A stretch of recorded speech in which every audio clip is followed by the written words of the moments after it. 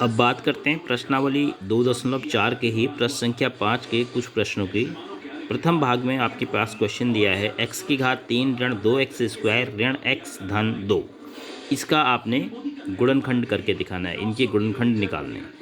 तो जब भी आपके पास इस प्रकार का व्यंजक हो, गौर से देखिए, इसको 4 पद हैं इसमें, 1 2 3 4, और घातों का भी घटता हुआ क्रम हो।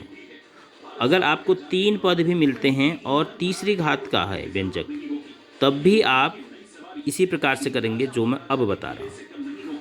केवल इस प्रकार के व्यंजक को, अगर मैं इसको हटा दूँ, केवल इस प्रकार के व्यंजक की जब बात होगी, तब मैंने आपको प्रश्न नंबर 4 बताया था।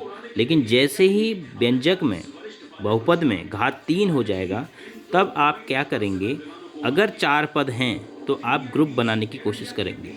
अगर ग्रुप में गुणनखंड संभव है तो सबसे पहले हम ग्रुपिंग ट्राई करेंगे। अगर हम यहाँ पर बात करते हैं एक ग्रुप, दूसरा ग्रुप, क्या ऐसा संभव है कि नहीं।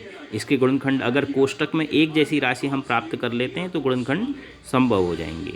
तो चलिए करते हैं। यहाँ पर x की घात 3 है, यहाँ पर x की घात 2 है, तो x की छोटी घात 2 कॉमन ले लिया मैंने, तो यहाँ x की घात 1 बचा, ऋण यहाँ पर बचा 2। फिर उसके बाद मैंने आपसे कहा था जो चिन्ह है वही कॉमन लीजिए। अब इसमें कुछ भी कॉमन नहीं है, x और 2 में जब कुछ भी कॉमन नहीं है तो एक तो कॉमन होगा ही होगा, क्योंकि एक से सभी में भाग चले जाता है। तो एक से आपने भाग दिया तो x, और ऋण से धन में दिया तो ऋण 2। अब आपको कोष्टक के अंदर x ऋण 2 प्राप्त हो गया, तो कोष्टक के अंदर आपने x ऋण 2, और कोष्टक के बाहर आपको पास x स्क्वायर ऋण 1 मिला है।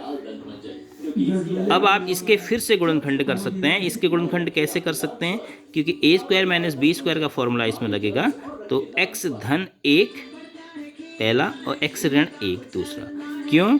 चूँकि a square minus b square बराबर होता है a plus b in one bracket and a minus b in another bracket. तो इस प्रकार से हम इसके गुणनखंड करते हैं।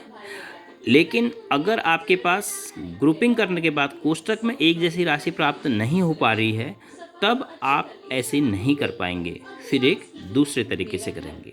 तो 5वें का एक और सवाल इसी प्रकार का है, वो मैं आपको बता देता हूँ अगले वीडियो में।